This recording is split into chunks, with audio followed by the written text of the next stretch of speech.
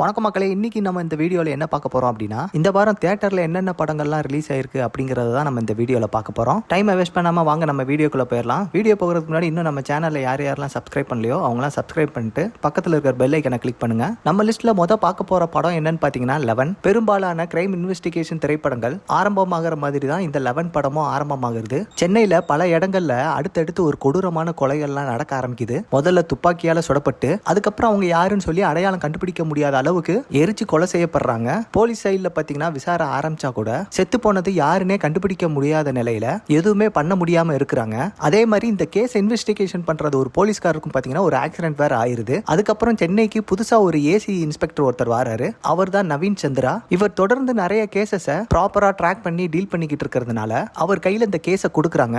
அவர் எப்படி இந்த விசாரணையெல்லாம் செஞ்சு முடிச்சாரு, இந்த ப்ராசஸ்ல தெரிய வர பல ட்விஸ்ட் அண்ட் டர்ன்ஸ் எல்லாம் என்னென்ன, 11 அப்படி இந்த படத்துக்கு பேர் வைக்கிற காரணம் என்ன, இது எல்லாம் தான் இந்த படம். ஓவராலா இந்த படத்தோட பிளஸ் என்னன்னு பாத்தீங்கன்னா, நான் ஆல்ரெடி சொன்ன மாதிரி ஒரு டிபிக்கல் பேட்டர்ன்ல இந்த படம் ஆரம்பிச்சாலும் ஓவர் த டைம் பாத்தீங்கன்னா ஒரு இன்ட்ரெஸ்டிங் பிளாட்டை நோக்கி இந்த படம் போக ஆரம்பிக்குது. ஒரே பேட்டர்ன்ல நடக்கக்கூடிய கொலைகள், அதை விசாரிக்கிறதுக்கு வரக்கூடிய போலீஸ் ஆபீசர், அப்படி போய்கிட்டு இருக்கிற இந்த கதை ஒரு கட்டத்துக்கு மேல பாத்தீங்கன்னா ஒரு டிஃபரெண்டான பாத்தை நோக்கி போகுது. ஒரு குறிப்பிட்ட நபர் கொல்லப்பட்டிருக்கலாம்னு சொல்லி போலீஸ் சந்தேகப்படுறாங்க. போய் தேடி பார்த்தா அந்த நபர் கொல்லப்படல. இந்த மாதிரி சின்ன சின்ன எலிமெண்ட்ஸ் எல்லாம் பாத்தீங்கன்னா இந்த படத்துல நல்ல இன்ட்ரெஸ்டிங்காவே ஆகுது. அதுக்கப்புறம் அந்த கொலைகள்லாம் எப்படி நடந்திருக்கிறது, அந்த விஷயங்கள்லாம் ரிவீல் ஆகிற இடம்லாம் பாத்தீங்கன்னா ரொம்ப இன்ட்ரெஸ்டிங்காவே இருந்தது. கில்லர் யார் அப்படி சூஸ் பண்றான், எதனால அந்த கொலைகள்லாம் பண்றான், அந்த பேட்டர்ன்லாம் இருக்குது இல்லையா, சோ அதெல்லாம் பாத்தீங்கன்னா இதுல ரொம்ப இன்ட்ரெஸ்டிங்காவே இருந்தது. சோ இந்த மாதிரி கிரைம் த்ரில்லர் படத்துலலாம் ஒரு இமோஷனலான ஃபிளாஷ்பேக் போர்ஷன்லாம் இருக்கும். இதுலயும் அதே மாதிரி சில ஃபிளாஷ்பேக் சீக்வன்ஸ் எல்லாம் இருக்குது. அதெல்லாம் பாத்தீங்கன்னா மேஜரா ஒர்க் அவுட் ஆகிற மாதிரி தான் பண்ணிருக்காங்க. அதுல பெரும்பாலும் எமோஷன்ஸ்லாம் நம்ம கூட நல்லா டிரான்ஸ்ஃபர் ஆகிற மாதிரி தான் இருக்கு. கில்லர் ஏகப்பட்ட அடுத்தடுத்து பண்ற கொலையா இருக்கட்டும், அதே மாதிரி கில்லரை நோக்கி போலீஸ் கொஞ்சம் கொஞ்சமா நகர்ந்து போற இடமா இருக்கட்டும், இந்த மாதிரி ஏகப்பட்ட விஷயங்களை இன்ட்ரெஸ்டா இந்த ஸ்கிரீன் பிளேல வச்சிருக்காங்க.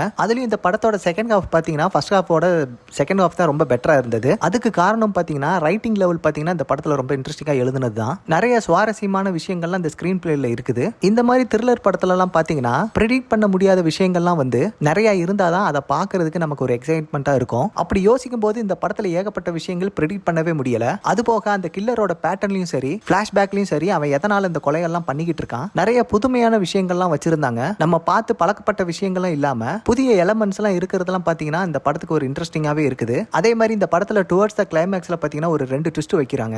இவர் தான் அப்படின்னு சொல்லி நம்ம அஷ்யூம் பண்றோம், ஆனா இவர் இல்ல வேற ஒருத்தர் அப்படின்னு சொல்லி சில விஷயங்கள்லாம் ரிவீல் பண்றாங்க. அதெல்லாம் மேக்ஸிமம் பார்க்கும்போது கன்வின்சிங்கா தான் இருந்தது. அதுக்கப்புறம் இந்த படத்துல பெர்ஃபார்மன்ஸ் பாத்தீங்கன்னா நவீன் சந்திரா பாத்தீங்கன்னா ஒரு நீட்டான பெர்ஃபார்மன்ஸ் கொடுத்திருக்காரு. இவர் ஒரு ஸ்ட்ரிக்டான போலீஸ் ஆபீசர், அதே மாதிரி ஒரு இன்டெலிஜென்ட்டான ஆபீசர். அவரோட பெர்ஃபார்மன்ஸ்லயும் பாடி லாங்குவேஜ்லயும் நீட்டாவே கன்வே பண்ணிருக்காரு. அதே மாதிரி அவரோட லாங்குவேஜ் பாத்தீங்கன்னா கொஞ்சம் டிஸ்டர்பா தான் இருந்தது. கொஞ்சம் தெலுங்கு கலந்த தமிழோட பேசுறது. மத்தபடி பெர்ஃபார்மன்ஸ் வைஸ் பாத்தீங்கன்னா ரொம்ப நீட்டாவே பண்ணிருக்காரு. அதுக்கப்புறம் திலீபன் பாத்தீங்கன்னா ஒரு முக்கியமான கேரக்டர்ல பண்ணிருக்காரு. அவருடைய பெர்ஃபார்மன்ஸ் மற்றும் கேரக்டர் பாத்தீங்கன்னா ரசிக்கும்படியா தான் இருந்தது. அதுக்கப்புறம் இந்த படத்துல ரித்திகா, அபிராமி, ஆடுகள நவீன் அப்படின்னு சொல்லி சில கேரக்டர்லாம் இதுல இருக்காங்க. இதுல யாருமே எந்த ஒரு குறையும் சொல்லிராத மாதிரி எல்லாருமே நீட்டா நடிச்சிருப்பாங்க. சோ இந்த படம் இப்ப தியேட்டர்ல ஓடிக்கிட்டு இருக்கு. கண்டிப்பா போய் ட்ரை பண்ணி பாருங்க. அதுக்கப்புறம் நம்ம லிஸ்ட்ல பார்க்க போற படம் என்னன்னு பாத்தீங்கன்னா, நீங்க கண்டிப்பா ஒரு 90s கிட்ஸா இருந்திருந்தீங்கன்னா கண்டிப்பா இந்த ஃபைனல் டெஸ்டினேஷன் படத்தெல்லாம் மறக்கவே முடியாது. சில ஐகானிக் டெத் சீன்ஸ் எல்லாம் பாத்தீங்கன்னா இன்னும் நம்மள பயமுறுத்திக்கிட்டே தான் இருக்கும். நம்ம மனசுல ஆறாம வலுவா அந்த படத்தோட சில முக்கியமான டெத் சீன்ஸ் எல்லாம் இன்னும் நம்மள பயமுறுத்திக்கிட்டு தான் இருக்கும். சோ அப்படிப்பட்ட தரமான பிரான்ச்சைஸ்ல இருந்து அப்படி 6வது படமா வந்திருக்கிறது தான் ஃபைனல் டெஸ்டினேஷன் பிளட் லைன்ஸ். இந்த படம் பாத்தீங்கன்னா இப்ப தியேட்டர்ல மொரட்டுத்தனமா ஓடிக்கிட்டு இருக்குது. இந்த ஃபைனல் டெஸ்டினேஷன் பிளட் லைன்ஸ் அப்படிங்கிற இந்த படத்தோட கதை பாத்தீங்கன்னா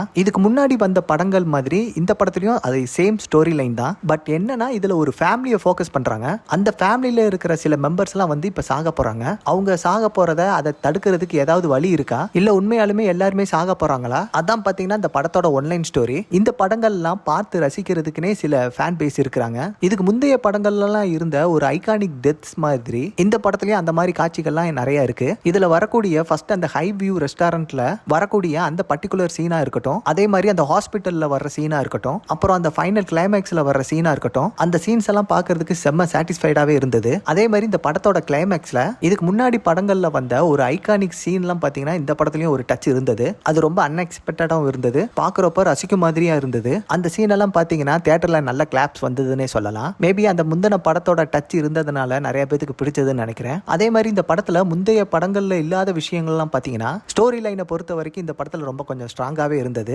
பட் அதுவே பாத்தீங்கன்னா இந்த படத்துக்கு ஒரு லைட்டா ஒரு நெகட்டிவ் அமைஞ்சிச்சோ அப்படின்னு சொல்லி எனக்கு தோணுச்சு. ஏன்னா இந்த மாதிரி படங்களுக்கு எல்லாம் பாத்தீங்கன்னா ஒரு ஸ்டோரி லைனுங்கிறது அவ்வளவு இம்பார்ட்டன்ட்லாம் கிடையாது. ஒரு ஈஸியா ஈஸியான ஸ்கிரீன் பிளே, ஒரு ப்ரூட்டலான டெத்து, இது எல்லாத்தையும் தான் ஆடியன்ஸ் எதிர்பார்ப்பாங்க. அதனால இந்த படத்துல கொஞ்சம் வித்தியாசமா ஸ்டோரிக்கு கொஞ்சம் இம்பார்ட்டன்ஸ் கொடுத்திருந்தாங்க. ஒரு விதத்துல அது பாசிட்டிவா இருந்தாலும் திரைக்கதையில இந்த ஸ்டோரியை கொஞ்சம் எலாபரேட் பண்ணனால சில இடத்துல சில ஸ்லோனஸஸ் கிரியேட் பண்ணுச்சுனே சொல்லலாம். அதே மாதிரி இந்த படத்துல கேரக்டர்ஸ் பாத்தீங்கன்னா நிறைய கேரக்டர்ஸ் பாத்தீங்கன்னா கொஞ்சம் நல்லாவே டிசைன் பண்ணியிருந்தாங்க. ஹீரோயினோட கேரக்டரா இருக்கட்டும், அந்த எரிக்டோட கேரக்டரா இருக்கட்டும், அதே மாதிரி இந்த படத்துல ஏகப்பட்ட குட்டி குட்டி சீன் எல்லாம் பாத்தீங்கன்னா அந்த ஹியூமர் ஒர்க் அவுட் ஆனது நல்லாவே இருந்தது. படத்துல சவுண்ட் எஃபெக்ட் பாத்தீங்கன்னா மிரட்டி விட்டாங்கன்னே சொல்லலாம். சினிமோட்டோகிராஃபியும் பாத்தீங்கன்னா சூப்பராகவே இருந்தது. ஏன்னா அது நம்ம பார்க்கும்போது நமக்கே அது ஃபீல் ஆச்சு. விஎஃப்எக்ஸும் நல்லாவே பண்ணியிருந்தாங்க. திரைக்கதை பாத்தீங்கன்னா படம் ஆரம்பிச்சு என்னடா அதுக்குள்ள இன்ட்ரோல் போட்டீங்க அப்படிங்கிற மாதிரி தான் இருந்தது. பட் ஆனா அந்த செகண்ட் ஹாஃப்ல அந்த ஃபேமிலி கான்வர்சேஷன் வரக்கூடிய சீன்ஸ் எல்லாம் பாத்தீங்கன்னா கொஞ்சம் ட்ராகியா ஃபீல் ஆகும். மற்றபடி டுவர்ட்ஸ் த கிளைமேக்ஸ், அந்த கிளைமேக்ஸ் சீன் எல்லாம் பயங்கர சாட்டிஸ்ஃபேக்ஷனா தான் இருந்தது. அதனால இந்த படம் தியேட்டர்ல பார்க்கக்கூடிய ஒரு ஒர்த்தான மூவி தான். ஸோ ஒரு சில ஆடியன்ஸ் எல்லாம் பாத்தீங்கன்னா இந்த கதை பாத்தீங்கன்னா ப்ரெடிக்டபிளா இருக்குன்னு சொன்னாங்க.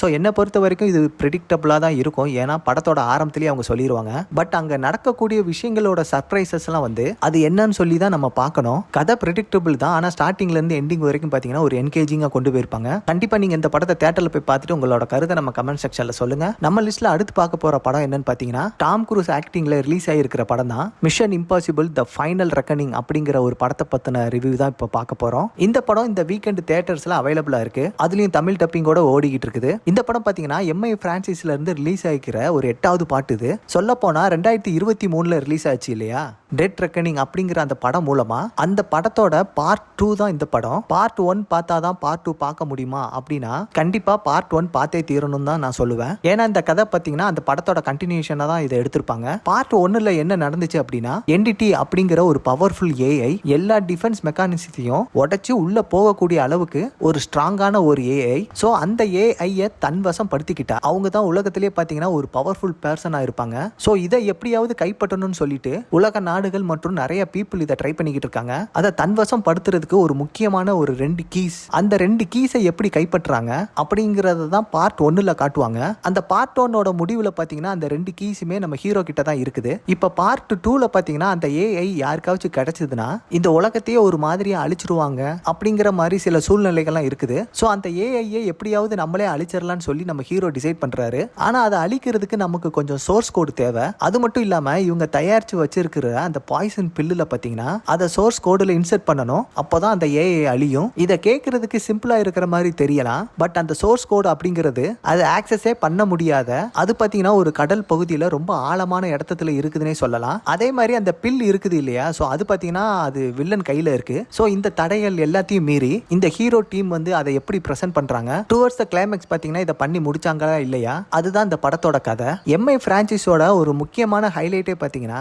ஒவ்வொரு படத்துலயும் வரக்கூடிய அந்த ஸ்டண்ட் சீக்வன்ஸ் தான். இந்த மாதிரி படங்கள்லாம் வரக்கூடிய சண்டை காட்சிகள்லாம் பாத்தீங்கன்னா சும்மா பட்டையை கலப்புவாங்கன்னே சொல்லலாம். அதை இந்த ஒரு பார்ட்லயும் பாத்தீங்கன்னா ரொம்ப சூப்பராகவே கொடுத்திருக்காங்க. 2 சீக்வன்ஸா இருந்தா கூட சும்மா தெரிக்க விட்டுருப்பாங்க. அதுல ஒன்னு பாத்தீங்கன்னா அந்த கடலுக்குள்ள போய் அந்த சோர்ஸ் கோடை எடுக்கிறது, இன்னொன்னு பாத்தீங்கன்னா அந்த ஏரோப்ளேன் சீன். ரெண்டுமே பாத்தீங்கன்னா ரொம்ப அல்டிமேட்டா பண்ணியிருந்தாங்க. அதுலயும் கிளைமேக்ஸ்ல பாத்தீங்கன்னா அந்த மிஷன்ல இருக்கக்கூடிய டென்ஷன் எல்லாம் பாத்தீங்கன்னா சூப்பராகவே ஹேண்டில் பண்ணியிருந்தாங்க. ஒவ்வொரு டீமுக்கும் ஒவ்வொரு டாஸ்க் அப்படிங்கிற மாதிரி இருக்கும். ஸோ அதுல அவங்க பண்ணக்கூடிய சேலஞ்சஸ், அதை சுத்தி பில்ட் ஆகக்கூடிய ப்ரெஷர், அந்த காட்சிகள்லாம் பாத்தீங்கன்னா ரொம்ப நீட்டாவே இருந்தது. அதுலயும் டுவர்ட்ஸ் த எண்ட் முடிச்ச விதம் பாத்தீங்கன்னா ரொம்ப நீட்டாவே இருந்தது. ஒரு நீட்டான மெசேஜ் சொல்லி தான் முடிச்சிருப்பாங்க. அதே மாதிரி நம்ம எல்லாருக்கும் இருக்கிற ஒரு முக்கியமான கேள்வி பாத்தீங்கன்னா இந்த மிஷன் இம்பாசிபிள் அப்படிங்கிற இந்த பிரான்சைஸோட லாஸ்ட் பார்ட் இதுதானா இல்ல ஃபர்தரா பார்ட்ஸ் வருமா அப்படிங்கிற ஒரு கேள்வி பாத்தீங்கன்னா எல்லா ஆடியன்ஸ்க்கும் இருக்குது. பட் இந்த பார்ட்டை முடிச்ச விதத்தை பார்க்கும்போது கண்டிப்பா வரும் அப்படிங்கிற ஒரு ஓபன் சோர்ஸோட தான் முடிச்சிருப்பாங்க. ஸோ வரும் அப்படின்னே நம்ம எதிர்பார்க்கலாம். அதே மாதிரி இந்த படத்துல சில பிரச்சனைகள் அப்படின்னு பாத்தீங்கன்னா கண்டிப்பா இந்த படத்தோட பேஸ் அப்படின்னு தான் நான் சொல்லுவேன். அந்த மிஷனுக்கான அந்த செட்டப் இருக்குது இல்லைங்களா, அதுக்கு இவங்க எடுத்துக்கிட்ட டைம் எல்லாம் பாத்தீங்கன்னா ரொம்ப அதிகமா எடுத்துக்கிட்டாங்கன்னே சொல்லுவேன். ஏன்னா சில போர்ஷன் எல்லாம் பாத்தீங்கன்னா இந்த கதை நகராத மாதிரியே ஒரு ஃபீல் நமக்கு கொடுத்தது. கண்டிப்பா அந்த இடத்துல எல்லாம் கொஞ்சம் பெட்டரா பண்ணியிருக்கான். மற்றபடி பாத்தீங்கன்னா இது ஒரு தரமான படம் தான். கண்டிப்பா தியேட்டர்ல போய் பார்த்துட்டு உங்களோட கருத்தை நம்ம கமெண்ட் செக்ஷன்ல சொல்லுங்க. நம்ம லிஸ்ட்ல கடைசியா பார்க்க போற படம் என்னன்னு பாத்தீங்கன்னா நடிகர் சூரி, ஐஸ்வர்யா லட்சுமி, சுவாசிகா, ராஜ்கிரண் மற்றும் பலர் நடிச்சிருக்கிற படம் தான் மாமன் அப்படிங்கிற ஒரு தமிழ் படத்தோட ரிவ்யூ தான் இப்ப நம்ம பார்க்க போறோம். இந்த படத்தோட ஒன்லைன் ஸ்டோரி என்னன்னு பாத்தீங்கன்னா, சூரியும் சுவாசிகாவும் பாத்தீங்கன்னா ஒரு பாசமான அக்கா தம்பி. இவங்க ரெண்டு பேரும் ஒருத்தர் மேல் ஒருத்தர் பாத்தீங்கன்னா அவ்வளவு பாசமா இருக்கிறாங்க. ரொம்ப உயிரையும் வச்சிருக்காங்க. கல்யாணம் ஆகி பல வருஷம் ஆகியும் இன்னும் சுவாசிகாவுக்கு குழந்தை பிறக்கல அப்படிங்கிறது தான் அவங்களோட குடும்பத்துல பாத்தீங்கன்னா இது ஒரு பெரிய கவலையா இருக்குது. சில நாட்களுக்கு அப்புறமா சுவாசிகா பிரெக்னண்டா இருக்கிறது கன்ஃபார்ம் ஆகும்போது அந்த குழந்தை வயிற்றுக்குள்ள இருக்கும் போதே தாய்மாமன் சூரி பாத்தீங்கன்னா ஒரு அளவே இல்லாத ஒரு அன்பை கொடுக்கறாரு. அந்த குழந்தை பிறந்ததுக்கு அப்புறம் டெய்லி அந்த பையனை ஸ்கூலுக்கு கிளப்புறதுல இருந்து நைட்டு தூங்குற வரைக்கும் எப்பயுமே அவன் கூடயே தான் இருக்கிறாரு. எப்பயுமே ஃபன் பண்ணிக்கிட்டே இருப்பாங்க. ரெண்டு பேரும் ஒன்னாவே இருப்பாங்க. இன்ஃபேக்ட் சூரிக்கு கல்யாணம் ஆகுறப்ப கூட மணமகன் மணமகளுக்கு இடையில தாலி கட்டுறப்ப கூட இந்த பையன் தான் நடுவுல இருப்பான். ஆனா கல்யாணம் ஆனதுக்கு அப்புறம் பாத்தீங்கன்னா சூரிக்கும் அவரோட மனைவிக்கும் அவளோட அக்காவுக்கும் பாத்தீங்கன்னா இடையில ஒரு சின்ன பிரச்சனை ஆரம்பிக்குது. அந்த சின்ன பிரச்சனை பாத்தீங்கன்னா சின்ன சின்னதா வெடிச்சு பெரிய மோதலாகி அந்த சின்ன பையனும் அவங்க மாமா சூரியும் பாத்தீங்கன்னா அதுக்கப்புறம் பிரிஞ்சு இருக்கிறது மாதிரி ஒருத்தர் பார்த்துக்க முடியாத அளவுக்கு ஆயிருது. அதுக்கப்புறம் என்ன ஆச்சு, எதனால இந்த பிரச்சனைகள்லாம் வந்தது, இந்த பிரச்சனைகள்லாம் தீர்ந்ததா இல்லையா, அதுதான் இந்த மாமன் படத்தோட கதை. இந்த படத்தோட பிளஸ் பாயிண்ட்னு பாத்தீங்கன்னா இந்த படத்தோட கதைனே சொல்லுவேன். ஏன்னா தமிழ் படங்கள்ல தாய் மாமன் அப்படிங்கிற அந்த ரிலேஷன்ஷிப்பை வச்சு முழு நீள படம் வந்ததில்ல. அந்த கதையை வச்சு ஒரு சப்ளாட்டாவோ சப்போர்ட்டிங் ஆக்டராவோ சில படங்கள்லாம் வந்திருக்கலாம். ஸோ ஃபுல் போர்ஷனா ஒரு படம் கூட வந்ததில்ல. இந்த படத்துல ஃபர்ஸ்ட் பார்ட்லலாம் பாத்தீங்கன்னா ஒரு நல்ல ஒரு எமோஷனல் டச் எல்லாம் இருந்தது. அதெல்லாம் நம்ம கூட நல்லா கனெக்ட் ஆச்சு. இந்த படத்துல வரக்கூடிய அந்த வளகாப்பு போர்ஷன்ல ஆரம்பிச்சு அதுக்கப்புறம் ஒரு 15-20 நிமிஷத்துக்கு சுவாசிகா கேரக்டர் பாத்தீங்கன்னா எந்த அளவுக்கு ஒரு மன கஷ்டத்துல இருந்திருக்காங்க. ஒரு குழந்தை பிறக்காத சோகம் எந்த அளவுக்கு அது ஒரு டிஸ்டர்பிங்கா வச்சிருக்கு அப்படிங்கறத ரொம்ப அருமையா காட்டியிருந்தாங்க. அதுக்கப்புறம் பாத்தீங்கன்னா சில ஆர்கியூமெண்ட் காட்சிகளா இருக்கட்டும், சில எமோஷனல் காட்சிகள்லாம் பாத்தீங்கன்னா நல்லாவே பண்ணியிருந்தாங்க.